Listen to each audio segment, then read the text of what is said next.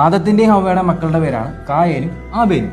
എന്നാൽ ഒരു സന്ദർഭത്തിൽ ആബേൽ കൊല്ലപ്പെടുകയാണ്. പിന്നെ കായേലിന് എങ്ങനെയാണ് സന്തതി പരമ്പരകൾ ഉണ്ടാകുന്നത്? ഒരു വലിയ ചോദ്യമാണ്. ശരിക്കും പറഞ്ഞു കഴിഞ്ഞാൽ ബൈബിൾ നമ്മൾ ഇത്തിരി സൂം ചെയ്ത് വായിക്കേണ്ടതുണ്ട്. പ്രത്യേകിച്ച് ഉൽപ്പത്തി പുസ്തകത്തിലെ 1-ാമത്തെ അധ്യായം 2-ാമത്തെ അധ്യായം. അതിൽ 1-ാമത്തെ അധ്യായത്തിൽ ഒരു സൃഷ്ടികർമ്മത്തെ കുറിച്ചിട്ട് പറയുന്ന ഒരു ജനറൽ ആയിട്ടുള്ള സൃഷ്ടികർമ്മത്തെ കുറിച്ചിട്ടാണ് പറയുക. അതായത് ദൈവം തന്റെ ഛായയിൽ മനുഷ്യരെ സൃഷ്ടിച്ചു എന്നാണ് പറയുക. അവരെ സ്ത്രീയും പുരുഷനുമായിട്ട് സൃഷ്ടിച്ചു എന്ന് കൃത്യമായിട്ട് പറയുന്നുണ്ട്.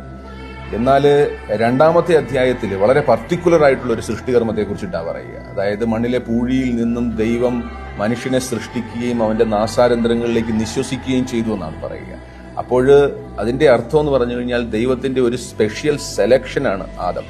അതിനർത്ഥം ആദത്തിന്റെ ആ ടൈമിൽ തന്നെ മറ്റു മനുഷ്യരും ഉണ്ടായിരുന്നു. അതെ, ആദത്തെ സൃഷ്ടിക്കുന്ന അതേ സമയത്ത് തന്നെ ദൈവം മറ്റു മനുഷ്യരെയും സൃഷ്ടിച്ചിട്ടുണ്ടായിരുന്നു. എന്നാൽ ദൈവം നാസാരന്ധ്രങ്ങളിലേക്ക് നിശ്വസിച്ച ആദ്യത്തെ മനുഷ്യനാണ് ആദം എന്ന് പറയുന്നത്. അപ്പോൾ ആദം ആദ്യത്തെ മനുഷ്യൻ തന്നെയാണ്. മാത്രമല്ല, ഈ ആദത്തെ സൃഷ്ടിച്ചതിന് ശേഷമാണ് ദൈവം ഏദൻ തോട്ടം നിർമ്മിക്കുന്നത്. എന്നിട്ട് ഈ ഏദൻ തോട്ടത്തിലാണ് ആദത്തെ താമസിപ്പിക്കുക.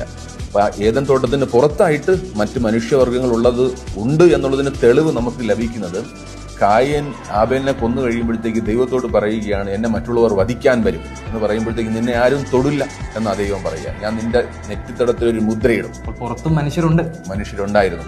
അപ്പോൾ കായേൻ ആബേലിനെ വധിച്ചു കഴിഞ്ഞിട്ടും അവരുടെ സന്തതി പരമ്പര തുടർന്നു പോകാനായിട്ടുള്ള കാരണം അതാണ്. പിന്നെ മാത്രമല്ല, ആദത്തെ കുറിച്ചിട്ട് പറയുക, അദ്ദേഹം 930 വർഷം ഭൂമിയിൽ ജീവിച്ചിരുന്നു എന്നാണ് പറയുക.